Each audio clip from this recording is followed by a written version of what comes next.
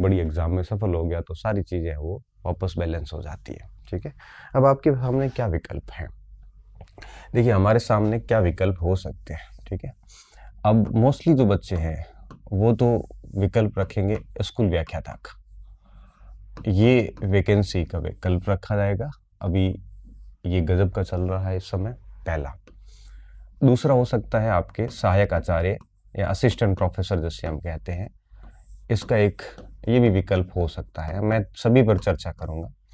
इसके अलावा एक आरएस और एसआई ये भी चल रहा है। और चौथा वापस सेकंड ग्रेड या आप उसको वरिष्ठ अध्यापक कह दो, और है ना, और अध्यापक। ठीक है, अब मोटे तौर पे देखो बहुत सारे और भी विकल्प है, केवी वगैरह की वैकेंसीज वगैरह वो भी विकल्प है, वो भी है, तो मेरी नज़र में है नहीं वो, क्योंकि मोस्टली सारे बच्चे इन चार में से कंफ्यूज हैं। ठीक है, अब मैं एक एक बिंदु पे चर्चा करूंगा, आप फिर इसको सुनने के बाद अपना एक निर्णय ले लेना। पहली बात तो मैं ये कहूँगा, सभी की तैयारियां एक साथ होती नहीं है। ठीक है, व्याख्याता और सहायक आचार्य की तैयारी एक साथ की जा सकती है, इन दोनों की तैयारी एक साथ की जा सकती है, इन दोनों की एक साथ की जा सकती है। ठीक है, तो आप ये मत करना कि व्याख्याता और आरएस को साथ में करें या इसको साथ में करें, ऐसा पॉसिबल नहीं है। कंपटीशन के बदलते इस दौर में जब सारी चीज़ें बदल गई, सिलेबस भी 30-40% मैच करते हैं, बाकी अलग अलग है, तो ऐसी स्थिति में अब एक साथ दो परीक्षाओं की जिसकी पैटर्न परीक्षाएं पाठ्यक्रम भिन्न हो, और रिस्क नहीं लेना चाहिए, ऐसा मैं मानता हूँ। फिर भी आप अपना निर्णय ले लीजिएगा। अब मैं सबसे पहले आऊँगा उस पर कि व्याख्याता किसको करनी चाहिए। देखो, अगर आपका एमए हो चुका है या आप एमए फाइनल ईयर में है ना, आपका प्रीवियस का रिजल्ट आ चुके हैं, फाइनल में आप पढ़ रहे हैं, तो मेरे अनुसार आपको, और पहले भी आपने अगर इसकी तैयारी करी है, 40-50-100 नंबर पीछे रहे हैं, ठीक है, पहले भी अगर इसकी तैयारी की है और आपका एमए प्रीवियस हो चुका है, ऐसा नहीं अभी इस साल एमए का फॉर्म अभी भरा है, फॉर्म भरा है तो थोड़ा सा गड़बड़ हो सकता है, क्योंकि अब इसकी जो एग्ज़ाम्स हैं व्याख्याता की, ये अनुमानित है कि आपके अक्टूबर में अगर वैकेंसी आती है तो इसका एग्ज़ाम अगले साल जाके जून जुलाई में हो सकता है। ठीक है, मैक्सिमम माने तो। लेकिन इस साल जिसने एमए का फॉर्म भरा है, जैसे अभी 2023 चल रहा है जून जुलाई, तो उसका एमए कब होगा? उसका एमए होगा आपके 25 में जाके, और इतनी वैकेंसी लेट होगी नहीं, तो आप अपात्र हो सकते हैं। लेकिन जिस किसी ने प्रीवियस कर लिए 22 के बैच के स्टूडेंट है, वो 24 में हो जाएंगे। तो मैं मानता हूँ जिसने भी 2022 में एमए में एडमिशन ले लिया था या उससे पहले लिया तो खैर वैसे ही दिक्कत नहीं है, उन बच्चों को तो वो तो सब पात्र हो जाएंगे। ठीक है, और पहले भी किसी ने की है तो वो तो वैसे ही पात्र है। ठीक है, और बीएड का भी वही बिंदु है सेम, कि जिसका भी 2024 में पात्रता पूरी हो रही है वो तो सभी करनी चाहिए, क्योंकि आरपीएससी की कार्य प्रणाली है। जून जुलाई में भी हो सकता है, थोड़ा सा मामला इधर उधर हो तो आगे भी जा सकती है, तो इस स्थिति में आपके लिए बहुत अच्छा ऑप्शन है ये। ठीक है, अगर आप पोस्ट ग्रेजुएट है, पहले आपने किसी की तैयारी करी है और आपको इसकी करनी, हाँ कुछ ऐसे बच्चे जिन्होंने पहले नहीं की है लेकिन उनको रहना शिक्षा में ही है, तो उनके लिए बेस्ट ऑप्शन है। ठीक है, आगे वैकेंसी आने वाली, और इसकी जो तैयारी है बहुत बढ़िया तैयारी, आप मान के चलिए 10 से 12 महीने में अच्छी तैयारी हो जाती है एक नए बच्चे के लिए जिसने कभी कुछ नहीं पढ़ा हो। 10-12 महीने क्यों कह रहा हूँ, क्योंकि अगर वो किताबें लेके बैठता है, चाहे कोई ऑनलाइन कोर्स लेके पढ़ता है, तो जैसा मैंने देखा है, जैसे मैं मेरी बात करूँ फर्स्ट ग्रेड की हिस्ट्री की, तो हिस्ट्री का जो मेरा ऑनलाइन बैच है उसमें लगभग 600-650 क्लासेस है ना। अगर राजस्थान हिस्ट्री कल्चर की क्लासेस छोड़ दें तो 500 क्लासें ही हैं। अब राजस्थान हिस्ट्री कल्चर की क्लासेस छोड़ दे तो 500-550 होगी, ज़्यादा नहीं होगी। राजस्थान हिस्ट्री कल्चर बच्चे जनरली वीडियो देखते नहीं, किताबी देख लेते हैं, उन्होंने बहुत पढ़ रखा है। अब डेली वो 5 से 6 क्लासेस पढ़ के अगर लिखता है तो 100 दिन में वो बच्चा कोर्स कर लेता है, लिख लेता है आज से। फिर उसके बाद 100 दिन मतलब आप कर लो 4 महीने, और फिर आगे 5 से 6 महीने उस रजिस्टर का 3 से 4 बार बड़ी आराम से रिवीजन कर लेता है, 5-7 बार कर लेता है, तो 6 और 4 10 महीने में कोर्स हो जाता है। तो 10-12 महीने में ये कर सकते हैं। अब चल रहा है जुलाई, पूरा हो गया सॉरी, अगस्त सितंबर अक्टूबर नवंबर दिसंबर, 5 महीने इसमें साल के पड़े हैं और 5 एक महीने आगे मिल जाएंगे, तो 10 महीने अभी आपके पास है। एक फ्रेशर बच्चा इसको प्राप्त कर सकता है, ये सब मैं मानता हूँ। उसको पहले सब्जेक्ट अच्छा करना चाहिए, क्योंकि फर्स्ट पेपर आपका ठीक है। ठीक क्यों है? 15 नंबर का राजस्थान हिस्ट्री कल्चर आपके पढ़ा हुआ है 15 सवाल का, 10 सवाल का राजस्थान ज्योग्राफी पढ़ा हुआ है, 5 साल की राजस्थान पॉलिटी पढ़ी हुई है, करंट अफेयर्स पढ़ा हुआ है आपके, हिंदी पढ़ी हुई है आपके, 50 नंबर का सिलेबस मोटा मोटा आपके पढ़ा हुआ है। उसको भर्ती के बाद आप तैयार कर लेना, लेकिन वैकेंसी जब तक नहीं आती है तब तक आप फर्स्ट पेपर को बढ़िया सेकंड पेपर को बढ़िया तरीके से बैठ के तैयार कर लीजिए। साइकोलॉजी आपकी पढ़ी हुई है, क्योंकि आपने सेकंड ग्रेड दिया है तो उसमें मुझे दिक्कत लगती नहीं है। तो आज अगर एक नया बच्चा लगता है तो 8-10 महीने में व्याख्याता बनने की दौड़ में आ जाता है, और इतना आपके पास टाइम है। अब आप दौड़ते किस स्पीड से हो ये आपके ऊपर मैटर करता है, ठीक है। अगर आप ढीले ही है, हजारों जगह भटके हुए हो, अटके हुए हो, लटके हुए हो, कहीं कहीं पे फंसे हुए हो, तो फिर होगा नहीं।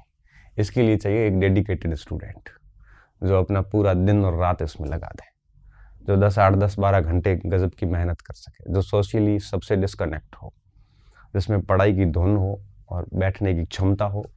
बातें बनाने की बात नहीं है, मेहनत करने की किसी के पास अगर मादा है तो वो कर सकता है, ये एक ऑप्शन है। दूसरा है सहायक आचार्य। देखो इसके एग्जाम आरपीएससी ने अक्टूबर में प्रस्तावित रखी है, अक्टूबर इस महीने, पॉसिबली हो भी जाएंगी, तो भी 2-2.5-3 महीने में आप ज़्यादा कुछ कर नहीं पाओगे, सीधी सी बात है, ठीक है।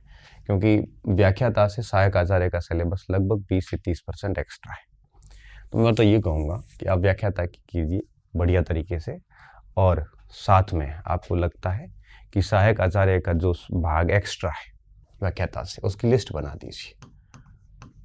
क्योंकि जो सहायक आचार्य कर रहा है वो तो व्याख्याता उसको तो वैसे दायरे में से ले लिया है, लेकिन जो केवल व्याख्याता कर रहा है उसको जो एक्स्ट्रा टॉपिक है, जैसे हिस्ट्री में है तो इतिहास दर्शन एक्स्ट्रा, बाकी मोटा मोटा सेम है, तो वो टॉपिक एक्स्ट्रा तैयार करके मुझे लगता है कि व्याख्याता की जो सब्जेक्ट तैयार कर रहे हो उसके साथ में 1-2 घंटे उस एक्स्ट्रा टॉपिक को भी दे दिए जाए, और थोड़ा बहुत राजस्थान का जो जीके एक्स्ट्रा थोड़ा और एक्स्ट्रा पढ़ लिया जाए, तो पूरा जोश और पूरे जोर लगा देना चाहिए इसके लिए।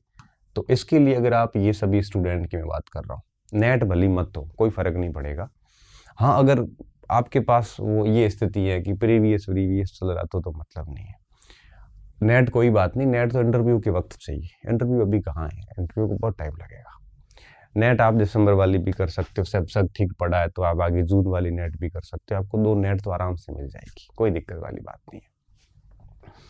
जोर पूरा लगा के मेहनत कर लीजिए इसके लिए, इसमें नहीं भी हुआ तो कोई फर्क नहीं पड़ेगा, आपकी व्याख्याता तो आपके हाथ में आ ही जाएगी, ये तय बात है। इसलिए पूरी मेहनत के साथ सहायक आचार्य के पीछे लग जाएगी, क्या पता इसमें हो जाए, कोई पता थोड़ी चलता है, ठीक है। तो पूरी प्रयास कर लेने चाहिए इसके लिए। अच्छा, आपके पास एमए वगैरह कुछ भी नहीं है, आप केवल ग्रेजुएट हैं, तो फिर इन दोनों को तो भूल जाइए। अब आपके पास सामने 2 विकल्प रहते हैं। पहला है आरएस का विकल्प, अक्टूबर में है, आप आराम से पास कर लोगे, क्योंकि सेकंड ग्रेड फर्स्ट पेपर ठीक से पढ़ा हुआ है, तो उसमें बहुत बड़ी बात नहीं, थोड़ा बहुत रीजनिंग वगैरह, थोड़ा करंट वगैरह वो भी आपने देख लिया होगा, तो ठीक से आरएस की कर लो। और फिर मेंस को बहुत टाइम है, क्योंकि प्री आप आराम से कर लोगे, दिक्कत नहीं आएगी।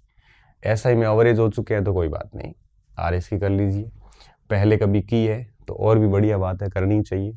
फिर मेंस के लिए बहुत टाइम मिलने वाला है, क्योंकि ये मेंस आपके अगले साल जून के आसपास मेंस होगा अगले साल, तो बहुत टाइम मिल जाएगा आपको।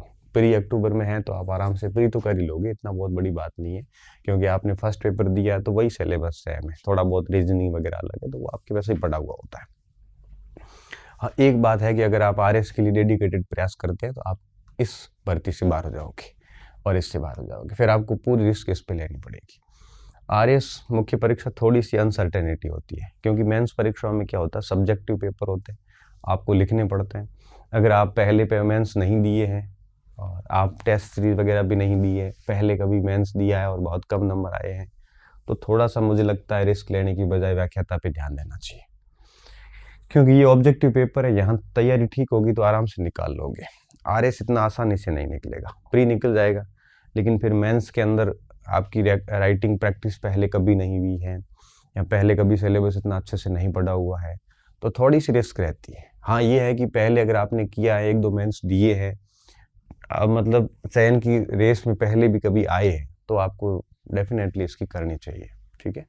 इसकी तैयारी से इन दोनों में तो फ़ायदा होगा, क्योंकि ये जी के लगभग सेम हो जाता है। तो इसकी ओर भी आप जा सकते हैं, थोड़ा सा रिस्क का बेटर है, ठीक है। इसकी ओर वो भी जा सकते हैं जिसका सेकंड ग्रेड इतना प्रॉपर गया है, कोई संभावना नहीं है उसके बाहर होने की, ठीक है, और एमए वगैरह नहीं है, सेकंड ग्रेड बहुत प्रॉपर गया हुआ है, वो भी कर सकता है।